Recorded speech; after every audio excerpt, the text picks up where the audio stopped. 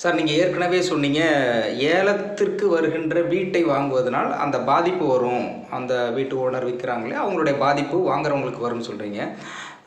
அது பெரிய லெவல்ல இருக்குது. இப்போ சின்ன லெவலில் பார்த்தீங்கன்னாக்க, நகைகள் அது மாதிரி வந்துக்கிட்டு இருக்குது பேங்க்கில.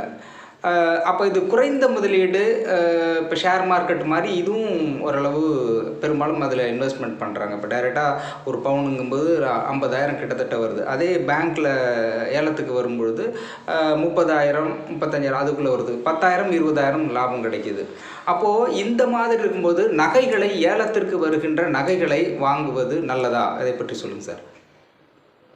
நான் என்ன வீட்டுக்கு சொன்னனோ அதே பாலிசி தான் இங்கேயும் அப்ளை ஆகுது. நகைகள் கடையில் போய் வாங்குகிறாங்க.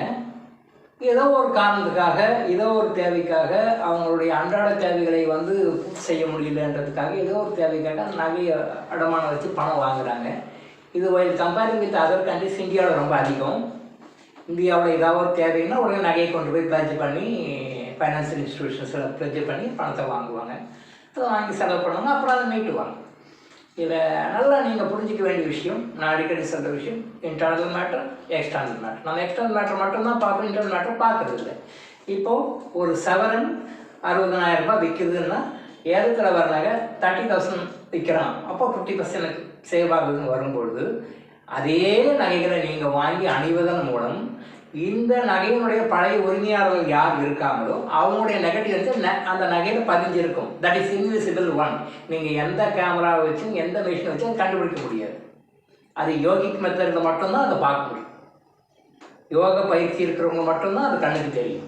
சாதாரண கண்ணுகளுக்கு தெரியாது. Invisible matter.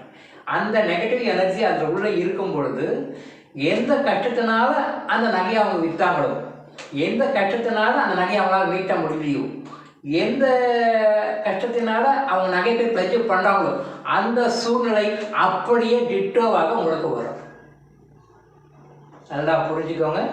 எந்த கஷ்டத்துக்காக அவங்க நகையை ப்ளட்ஜ் பண்ணாங்களோ, எந்த தேவைக்காக அவங்க நகையை ப்ளட்ஜ் பண்ணாங்களோ, எந்த சூழ்நிலையினால அவங்க நகையை ப்ளட்ஜ் பண்ண நகையை ரிலீஸ் பண்ண முடியலையோ, இந்த காரணங்கள் அப்படியே உங்களுக்கு வரும், டிட்டோ வரும். அதனால் தயவு செய்து நகைகளை, ஏலத்தில் வர நகைகளை வாங்காதீங்க. அந்த இன்விசிபிள் எனர்ஜி உங்களை பாதிக்கும். அப்போ நீங்கள் எவ்வளோ சேவ் பண்ணுறோன்னு நினைக்கிறீங்களோ, வீட்டுக்கு சொன்ன மாதிரியே இத்தனை 1000 சேவ் பண்ணேன், இத்தனை லேக்ஸ் சேவ் பண்ண நீங்கள் நினைக்கிறீங்களோ, இந்த லேக்ஸு குறைஞ்சபட்சம் 1 மடங்கு 2 மடங்காவது உங்கள் லைஃப்பில் இருந்து அது வெளியில் எடுத்துடும். எப்போ எடுக்கும்?